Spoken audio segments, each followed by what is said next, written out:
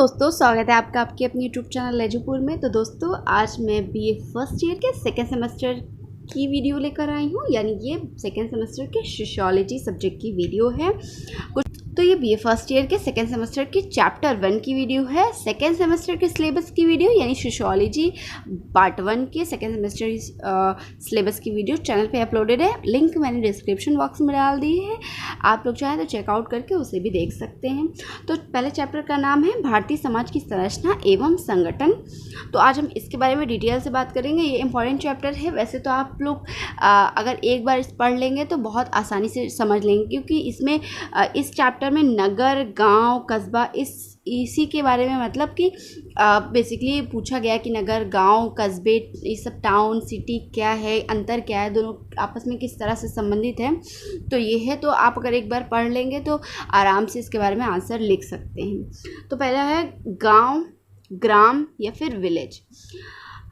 गांव से हमारा तात्पर्य उस थोड़ी सी जनसंख्या वाले छोटे क्षेत्र से है जहाँ कृषि लोगों का मात्र व्यवसाय ही नहीं पर उनकी जीवन पद्धति भी है। गांव मनुष्य का प्राचीनतम समुदाय। यानी गांव से हमारा तात्पर्य एक ऐसे थोड़े से जनसंख्या वाले छोटे से क्षेत्र से, यानी छोटे छोटे टुकड़े में बटा हुआ होते हैं। बहुत सारे गाँव छोटे भी होते हैं, बहुत सारे बड़े भी होते हैं, लेकिन गाँव में जनसंख्या क्या है, शहरों की मतलब की तुलना में कम पाई जाती है। शहरों में जिस तरह से ट्रैफिक्स हैं, शोरगुल है, चमक दमक है, गांव में ये सब नहीं पाया जाता। गांव में सीधे साधारण सिंपल लोग रहते हैं, वहाँ इतना शोर नहीं होता, वहाँ ट्रैफिक्स इतने नहीं होते हैं, वहाँ पे लोगों का मतलब कि जीवन बहुत ही सादा होता है और उन लोगों का जो व्यवसाय होता है वो कृषि होता है। मतलब कि जो गांव के लोग हैं उनका ज़्यादातर लोगों का व्यवसाय कृषि ही होता है।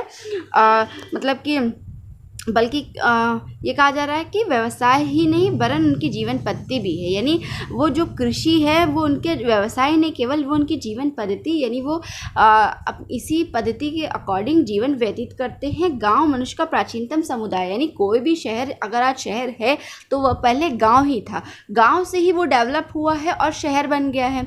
तो आज शहर अलग हो गया और गाँव अलग हो गया है।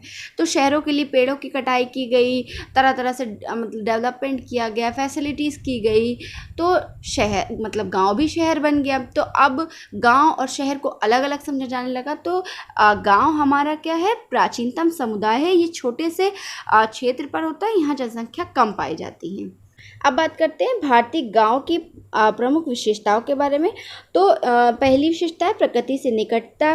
कृषि मुख्य व्यवसाय होता है। कम घनत्व या जनसंख्या का क्षेत्र होता है। प्राथमिक संबंधों की प्रधानता होती है। समुदाय का छोटा आकार होता है। धर्म, प्रथा एवं रूढ़िवादिता का वहाँ ज़्यादा महत्व होता है। तो प्रकृति से निकटता के बारे में बात करें तो ग्रामीण समुदाय का प्रकृति से घनिष्ठ संबंध होता है। गाँव के लोगों का जीवन कृषि, पशुपालन, मछली मारने, भोजन संग्रह करके, शिकार आदि क्रियाओं पर निर्भर करता है। और इन सभी कार्यों के लिए व्यक्ति को प्रत्यक्ष और निकट संपर्क में रहना होता है। यही कारण है कि ग्रामवासी प्रकृति की गोद में जन्म लेते हैं और यहीं मरते हैं। नेक्स्ट है कृषि मुख्य व्यवसाय। तो गांव के निर्धारण का प्रमुख आधार कृषि है। गांव में रहने वाले 70 से 75% लोग प्रत्यक्ष या अप्रत्यक्ष रूप से खेती के द्वारा ही जुड़े हुए हैं और अपना जीवन यापन कर रहे हैं। गांव के लोग विभिन्न फसलों का उत्पादन करते हैं और उनसे जो भी आय प्राप्त होती है उससे जीवन का यापन भी करते हैं और अपनी आवश्यकताओं की पूर्ति के लिए भी यूज़ करते हैं। नेक्स्ट है कम घनत्व का जनसंख्या क्षेत्र। तो गांव में शहरों के मुकाबले जनसंख्या का घनत्व कम होता है। यहाँ लोगों की मतलब कि जो पॉपुलेशन होती है वो कम होती है। तो गांव का दूसरा प्रमुख आधार जनसंख्या के क्षेत्र ही है। नगरों की तुलना में गांव में लोगों की जनसंख्या ज़्यादा कम होती है। गांव में प्रति वर्ग किसी जनसंख्या के अनुपात भी शहरों की अपेक्षा बहुत कम होता है। गांव में जनसंख्या की विविधता एवं बहुलता नहीं पाई जाती, ज़्यादा शोरगुल नहीं पाया जाता। प्राथमिक संबंधों की प्राधानता। तो गाँव में प्राथमिक संबंधों की प्रधानता होती है। गाँव का आकार छोटा होता है, जनसंख्या भी कम होती है और इसी कारण गाँव का प्राय प्रत्येक व्यक्ति एक दूसरे को व्यक्तिगत रूप से जानता है, रिलेटेड होता है। गाँव के लोगों में आमने सामने के प्रत्यक्ष, घनिष्ठ एवं निकट संबंध होता है। और ऐसा देखा जाता है कि गांव में किसी का भी पता पूछने पर लोग बता देते हैं। गांव में होने वाले उत्सव और आयोजनों में सभी लोग मिलजुल कर भाग लेते हैं और एक दूसरे के साथ सहयोग करते हैं। समुदाय का छोटा आकार। तो गांव का आकार छोटा होता है। इनका छोटा आकार होने का प्रमुख कारण प्रकृति पर प्रत्यक्ष निर्भरता है। चूँकि ग्रामीण लोगों की आजीविका का प्रमुख स्रोत कृषि है और पशुपालन है, तो इसी कारण से इसके लिए भूमि की मात्रा अधिक होनी चाहिए और अन्यथा लोगों का जीवन निर्वाह संभव नहीं हो पाता। नगर, क्योंकि जब ज़्यादा हम बसाव कर लेंगे तो हम खेती कहाँ करेंगे, तो नगर एवं कस्बों की तुलना में गांव का आकार छोटा ही होता है। नेक्स्ट है धर्म, प्रथा एवं रूढ़िवादिता का महत्व। तो गाँव में मतलब गाँव में विज्ञान के स्थान पर धर्म, प्रथा, रूढ़िवादिता, रीति रिवाज का महत्व अधिक होता है। गाँव में सामाजिक नियंत्रण के अनौपचारिक साधन होते हैं जो व्यक्ति के व्यवहार को नियंत्रित करने का कार्य करते हैं, जैसे हमारी धर्म है, प्रथाएं हैं, परंपराएं हैं, रीति रिवाज है, या हमारे बड़े बुजुर्ग हैं, जन रीतियाँ हैं, ये सभी सामाजिक नियंत्रण के अनौपचारिक कारक ये साधन होते हैं जो व्यक्ति के व्यवहार को नियंत्रित करते हैं। और धर्म, परंपरा एवं प्रभाव के प्रति ग्रामीणों में अटूट आस्था होती है, इसलिए वो सामाजिक नियंत्रण में सहयोग भी देते हैं। अब बात करते हैं कस्बे के बारे में, यानी टाउन। तो जनसंख्या, व्यवसाय और पारस्परिक संबंधों के आधार पर गांव एवं नगर की मिश्रित विशेषताओं से संबंधित तुलनात्मक रूप से छोटा समुदाय को कस्बे के नाम से जाना जाता है। यानी गांव में तो मतलब कि पॉपुलेशन कम होता है, आकार भी छोटा होता है, लोग एक दूसरे से रिलेटेड भी होते हैं, एक दूसरे को जानते भी। कस्बा क्या है? कस्बा इसका मॉडरेट रूप होता है, यानी जनसंख्या, व्यवसाय और पारस्परिक संबंध के आधार पर यहाँ गांव और नगर की मिश्रित विशेषताएं पाई जाती है, क्योंकि थोड़ा बहुत यहाँ पे खेती किसानी भी होता है, कुछ एरियाज डेवलप होने लगते हैं, तो ये मिश्रित मतलब कि टाउन को मिश्रित श्रेणी में रखा जाता है और यहाँ मिश्रित विशेषताएं पाई जाती है। गांव की मतलब की तुलना में इसका समुदाय का आकार भी छोटा होता है, इसलिए इसे कस्बे के नाम से भी जाना जाता है। सामान्यतः कस्बा उस बस्ती को कहा जाता है जिसकी आबादी 5,000 से 10,000 के बीच होती है, यानी जहाँ 5,000 से 10,000 के बीच लोग पाए जाते हैं उसे कस्बा या फिर टाउन कहा जाता है। कस्बा की अवधारणा, कॉन्सेप्ट ऑफ टाउन। कस्बा भी नगरीय क्षेत्र ही है, किंतु वह नगर की तुलना में छोटा होता है। नगर क्या है? सिटी क्या है? बहुत बड़ा, बहुत ही वास्ट होता है, बहुत सारी फैसिलिटीज़ होती। कस्बे में उतना नहीं पाया जाता, ये नगरीय क्षेत्र कहलाता है, परंतु इसका आकार छोटा होता है। रेड्ज़ोल ने कस्बे की 3 विशेषताएं बताई हैं। रेड्ज़ोल के अनुसार कस्बे की 3 प्रकार की विशेषताएं होती हैं। निवासियों की न्यूनतम जनसंख्या 2,000 से अधिक होती है। कस्बे में व्यापार एवं उद्योगों की प्रधानता होती है। मकानों का केंद्रीकरण होता है, यानी कस्बे में निवासी जो होते हैं वो 2,000, 5,000 से 10,000 के बीच होते हैं। और कस्बे में व्यापार एवं उद्योगों की प्रधानता होती है, मतलब कस्बे में जो लोग होते हैं वो अपनी जीविका उपार्जन, अपने जीवन यापन के लिए केवल कृषि पर आश्रित नहीं होते, बल्कि उनके अलग अलग उद्योग धंधे भी होते हैं। यहाँ पर मकानों का केंद्रीकरण पाया जाता है, यहाँ पे कच्चे मकान की जगह पक्के मकान का केंद्रीकरण पाया जाता है। अब बात करते हैं सिटी के बारे में। अभी तक हमने बात की गांव, कस्बा, सिटी। तो गांव क्या है कि गांव छोटा आकार होता है, वहाँ जनसंख्या कम पाई जाती है, वहाँ फैसिलिटीज़ नहीं होती, ट्रैफिक्स नहीं होते हैं, शांत और मनोरम वातावरण होता है। कस्बा क्या है? कस्बा गांव से थोड़ा अपडेटेड होता है, यहाँ पे थोड़ा डेवलपमेंट भी होता है, यहाँ के लोग केवल कृषि पर आश्रित नहीं होते बल्कि अन्य उद्योग धंधे भी करते हैं। यहाँ पे लोगों की जनसंख्या 2,000 से 10,000 के बीच पाई जाती है, यहाँ मकानों का केंद्रीकरण पाया जाता है। अब बात करते हैं सिटी की। तो सिटी क्या है? पूरी तरह से डेवलप होता है, वहाँ व्यवसायों की अधिकता होती है, सिटी में खेती किसानी नहीं होती।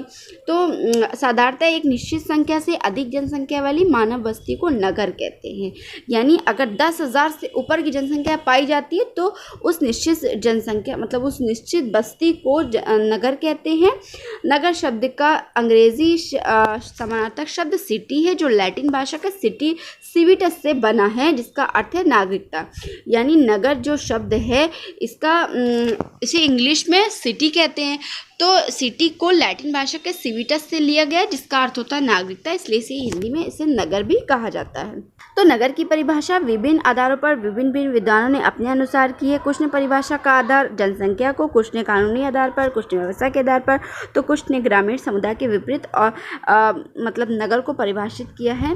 तो बर्गल ने नगर की परिभाषा देते हुए लिखा है कि इस प्रकार हम उस बस्ती को नगर कहेंगे जहाँ के अधिकांश निवासी कृषि कार्य के अतिरिक्त उद्योगों में व्यस्त होते हैं। यानी बर्गल कह रहे हैं कि हम इस प्रकार की बस्ती को नगर कहेंगे जहाँ के ज़्यादातर जो लोग हैं वो कृषि कार्यों में नहीं बल्कि अन्य उद्योग धंधों में व्यस्त होंगे। व्यवहार के आधार पर नगर की परिभाषा की गई। तो विल्कोक्स ने के अनुसार जहाँ मुख्य व्यवसाय कृषि है उसे गाँव, जहाँ कृषि के अतिरिक्त अन्य व्यवसाय प्रचलित है उसे नगर कहेंगे। यानी विल्कोक्स कह रहे हैं कि जहाँ का मुख्य व्यवसाय केवल कृषि होता है उसे गाँव कहते हैं, जहाँ मिश्रित विशेषता देखने को मिलती है उसे कस्बा कहते हैं, लेकिन जहाँ कृषि के अतिरिक्त और भी अन्य उद्योग धंधे या व्यवसाय व्यवसाय प्रचलित होती है उसे नगर कहा जाता है।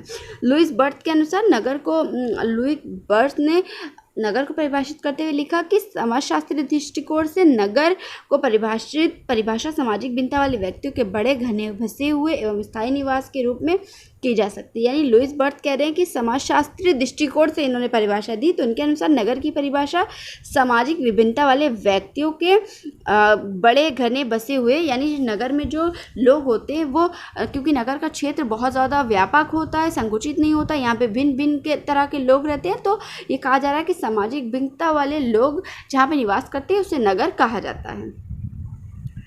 अब बात करते हैं नगर की विशेषताओं के बारे में, यानी नगर में कौन कौन सी विशेषताएं पाई जाती है। तो पहला है जनसंख्या की बहुलता, यानी जनसंख्या की बहुलता से अब तात्पर्य ये है कि नगर में गांव और कस्बे की तुलना में जनसंख्या अधिक पाई जाती है। गांव एवं नगर का भेद मुख्यतः जनसंख्या के आधार पर ही किया जाता है। शहरों में जनसंख्या घनत्व अधिक पाया जाता है। जनसंख्या की अधिकता के आधार पर ही नगरों का विभिन्न श्रेणियों में जैसे नगर या फिर महानगर, मेट्रो सिटी आदि में वर्गीकरण भी किया जाता है। और जनसंख्या अधिकता के कारण नगरों में उद्योग, व्यापार, शिक्षा और नगरीय सुविधाएं भी होती हैं। व्यवसायों की बहुलता एवं विभिन्नता की बात करें तो नगरों में अनेक प्रकार के व्यवसाय पाए जाते हैं। माचिस, सिगरेट, जूता, कपड़ा, मशीन निर्माण, दवाएं, चमड़ा, सीमेंट, बारूद बनाना, लकड़ी, लोहा, ईंट, कागज आदि से संबंधित अन्य हजार प्रकार के व्यवसाय शहर में देखने को मिलते हैं। और प्रत्येक व्यक्ति अपनी क्षमता के अनुसार किसी न किसी व्यवसाय से ज़रूर जुड़ा होता है। तो व्यवसाय की बहुलता नगरों में पाई जाती है और ये ही नगर की सबसे बड़ी विशेषता है। नेक्स्ट है श्रम विभाजन एवं विशेषीकरण। देखिए, नगर में व्यवसाय की बहुलता पाई जाती है, इसीलिए गाँव से लोग आकर्षित होकर गाँव से शहर की ओर भी रुख करते हैं, यदि अगर वो गाँव में अपना जीविकोपार्जन नहीं कर पा रहे हैं तो। नेक्स्ट है श्रम विभाजन एवं विशेषीकरण। तो नगर में कार्यों का बंटवारा देखने को मिलता है। सभी व्यवसाय बड़े पैमाने पर होते हैं, इसलिए एक व्यक्ति के द्वारा सभी कार्य संपन्न नहीं हो सकता। यहाँ व्यक्ति अलग अलग कार्यों को करता है और इसलिए शहर में श्रम विभाजन आवश्यक होता है। और एक ही कार्य को अधिक दिनों तक करने से व्यक्ति अपने कार्य में विशेष कुशलता और निपुणता भी प्राप्त कर लेता है। नेक्स्ट है द्वितीयक संबंधों की प्रधानता। तो नगरों की जनसंख्या अधिक होने के कारण यहाँ सभी लोग में प्राथमिक और प्रत्यक्ष या फिर आमने सामने के घनिष्ठ संबंध स्थापित करना मुश्किल होता है, क्योंकि नगर की लाइफ इतनी ज़्यादा रशफुल होती है, लोगों के पास वक्त नहीं होता, इसलिए आमना सामना फिर प्रत्यक्ष रूप से या डायरेक्ट रूप से संबंध स्थापित करना, इंट्रैक्शन करना मुश्किल होता है। नगरों में औपचारिक और द्वितीयक संबंधों की प्रधानता पाई जाती है। नेक्स्ट है व्यक्तिवादिता। तो नगरों में सामूहिक या सामुदायिक जीवन की अपेक्षा व्यक्तिवादिता अधिक पाई जाती है। लोग इंडिविजुअलिटी के आधार पर ज़्यादा रहते हैं। नगरों में धन का महत्व ज़्यादा होता है, कॉम्पिटिशन ज़्यादा होता है और इन्हीं सभी की प्रधानता के कारण व्यक्ति समुदाय की अपेक्षा अपने हितों, अपने स्वार्थों की अधिक चिंता करता है और व्यक्तिवादिता की ओर ज़्यादा व्यक्तिवादी ज़्यादा हो जाता है, सेल्फिश हो जाता है। नेक्स्ट है सामाजिक गतिशीलता। तो नगरों में श्रम विभाजन, कंपटीशन, भिन्नता के कारण सामाजिक और भौगोलिक गतिशीलता अधिक पाई जाती है। अपनी योग्यता और क्लेवरनेस के अनुसार व्यक्ति एक स्तर से दूसरे स्तर और एक पेशे से दूसरे पेशे तक अपनी जॉब को चेंज करता रहता है और लाभ पाने के लिए वो अन्य स्थानों पर भी जाने के लिए तैयार रहता है। नेक्स्ट है शिक्षा एवं सांस्कृतिक के केंद्र। तो नगर में विभिन्न प्रकार की शिक्षा संस्थाएं जैसे विद्यालय, महाविद्यालय, विश्वविद्यालय, प्रशिक्षण संस्थान, इंस्टीट्यूशन सभी होने से सभी विषयों की शिक्षा एवं ज्ञान भी उपलब्ध होता है। कला, चिकित्सा, विज्ञान, संगीत, टेक्नोलॉजी, मशीन आदि से संबंधित ज्ञान देने वाली शिक्षण संस्थाएं भी नगरों में पाई जाती हैं। नेक्स्ट है स्वस्थ मनोरंजन के केंद्र। तो नगर में सिनेमा, रेडियो, टेलीविजन प्रोग्राम, संगीत, नृत्य, कला केंद्र के कारण लोगों को मनोरंजन की पर्याप्त सुविधाएं भी उत्पन्न होती हैं, जिससे वे दिन भर की थकान से मुक्ति पाकर ताजगी प्राप्त कर सकते हैं। नगर में ही बाग, बगीचे, उद्यान एवं विभिन्न प्रकार के खेल कूद की सुविधाएं भी उपलब्ध होती है, जो मनोरंजन के साथ स्वास्थ्य की दृष्टि से भी आवश्यक है। नेक्स्ट है और लास्ट है प्रतिस्पर्धा यानी कॉम्पिटिशन।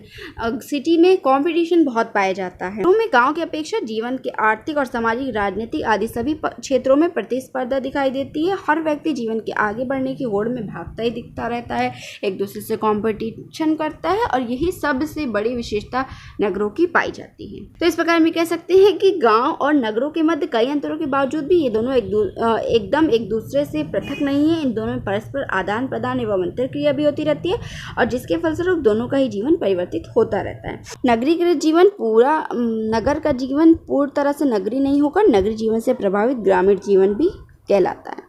तो दोस्तों ये थी हमारी आज की वीडियो। आशा करती हूँ आपको वीडियो पसंद आई, वीडियो अच्छी लगे, हेल्पफुल रहे तो लाइक कर दीजिएगा, दोस्तों के साथ भी शेयर कर दीजिएगा। चैनल पर नए तो सब्सक्राइब करके बेल आइकन को भी हिट कर दीजिएगा। मिलते हैं नेक्स्ट वीडियो में, तब तक के लिए अपना खूब ख्याल रखिए। Bye bye.